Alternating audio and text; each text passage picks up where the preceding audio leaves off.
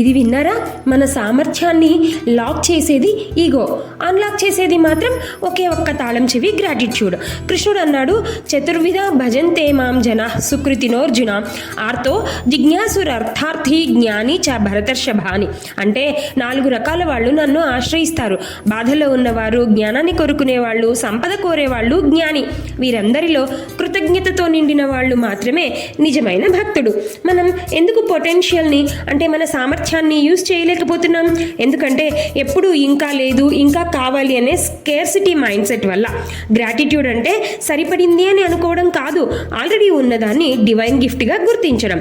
ఆ రికగ్నిషన్తోనే మన లోపల లాక్ అయిన ఎనర్జీ అన్లాక్ అవుతుంది. అది ట్రూ పొటెన్షియల్. ప్రతి రాత్రి నిద్రకు వెళ్లే ముందు ఇవాళ నేను దేనికి కృతజ్ఞతగా ఉండాలి అన్న 3 విషయాలను తలుచుకోండి. అది చిన్నదైనా పర్లేదు, శ్వాస, హెల్త్, లర్నింగ్ లాంటివి ఏవైనా. ఇది చేసేటప్పుడు మైండ్ లాక్ నుంచి అబౌండెన్స్కి, ల్యాక్ నుంచి అబౌండెన్స్కి కూడా షిఫ్ట్ అవుతుంది. అదే సామర్థ్యాన్ని అన్లాక్ చేసే మాస్టర్కి. మరి ఈరోజు చిన్నదైన ఒక కృతజ్ఞత చెప్పుకోవడానికి కారణం ఏంటో ఇప్పుడే కామెంట్ చేయండి.